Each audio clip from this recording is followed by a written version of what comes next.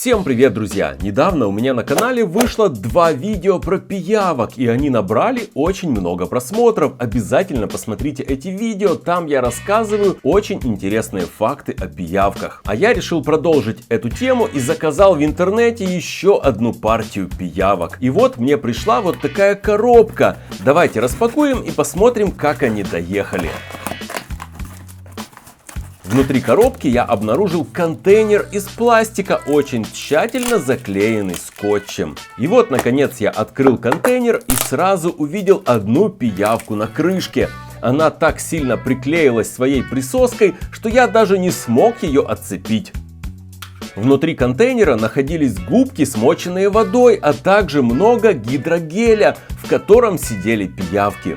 Кстати, очень хорошая идея положить именно гидрогель вместо воды, потому что вода могла бы вылиться и испортить картонную коробку. Ну что же, я вижу, что все пиявки прибыли живые и нужно переселить их в более комфортное место. Я взял небольшой аквариум и начал пересаживать в него пиявок. Ну вот, все пиявки пересажены и можно налить чистой воды в аквариум. Пиявки очень обрадовались, что снова оказались в воде и начали активно плавать. Вообще пиявки — это по сути обычные черви, которые питаются кровью. А вы задумывались, как пиявка дышит? Медицинская пиявка дышит всей поверхностью тела. У нее нет специальных органов дыхания, таких как легкие или жабры. Процесс дыхания происходит через кожу. Кислород из воды или же из влажного воздуха проникает непосредственно через тонкий кожный эпителий прямо в кровеносную систему. Вот такое удивительное существо.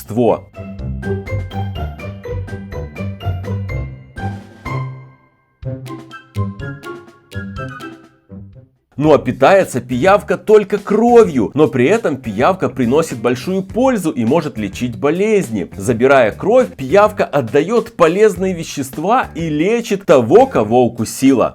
Ну а это кровожадный клещ, и он тоже питается только кровью, но при этом он не только не приносит пользу, а наоборот, даже может заразить болезнями того, кого он укусил. Кстати, в прошлом видео я проверил, сможет ли кровожадный клещ найти выход из лабиринта, и результат меня очень удивил. Я напомню, что в прошлом видео я отправился в лес, чтобы наловить клещей. В качестве ловушки я использовал кусок белой ткани, которую просто тащил по траве вдоль тропинки. Клещ обязательно цепляется на ткань, потому что он думает, что это одежда человека и можно будет поживиться кровью.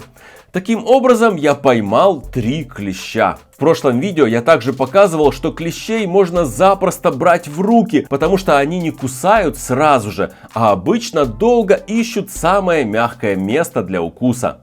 В общем, один клещ до сих пор ползает по лабиринту, а у меня осталось еще 2 клеща в контейнере. И я хочу проверить, что произойдет, если клещ-кровопийца встретится с пиявкой-кровопийцей.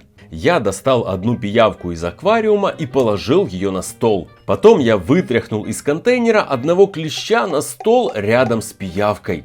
Но этот клещ притворился мертвым и не хотел ползать. Тогда я увидел, что в контейнере сидит более активный клещ, и достал его. Этот клещ поначалу тоже притворился мертвым, но потом он ожил и начал шевелиться. Я взял его на палочку и посадил на пиявку. Пиявке это совершенно не понравилось, и она сразу же начала быстро куда-то уползать. У пиявки очень тонкая и нежная кожа, и ей не понравилось, что на ней сидит клещ. А клещ сидел как наездник на лошади и не собирался слезать.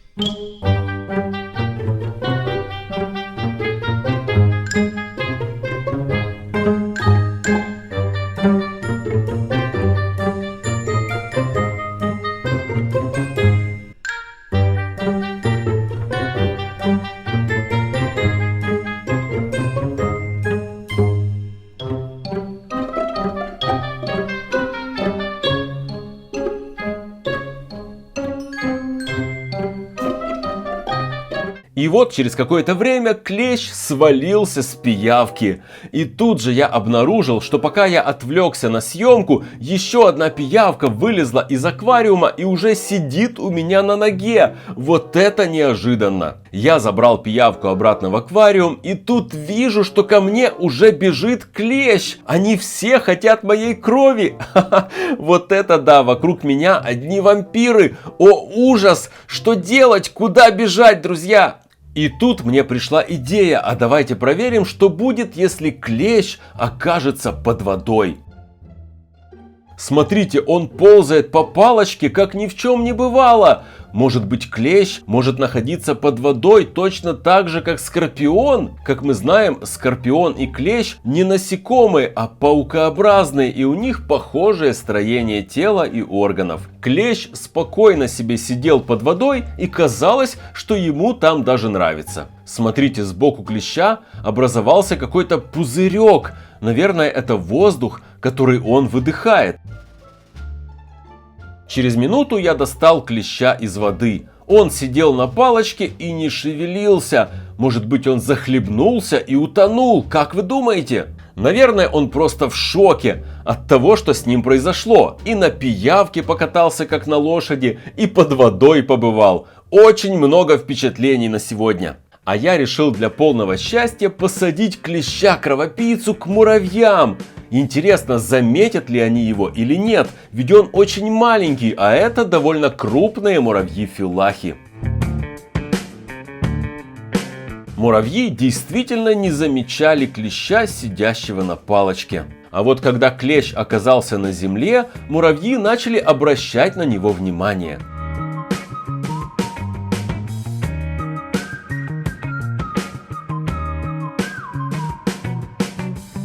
Вот, смотрите, один из муравьев схватил клеща и куда-то понес.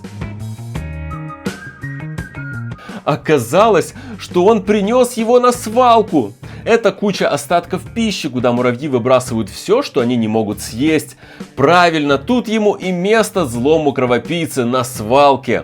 Клещ немного полежал без движения, и вот на него обратил внимание один муравей. Смотрите, как муравей ощупывает клеща усиками. За этим очень интересно наблюдать.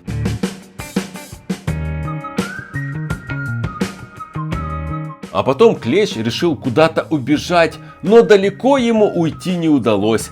Его поймал один муравей и снова понес обратно в сторону свалки с мусором. Забавно, что муравьи воспринимают клеща как мусор, а не как еду.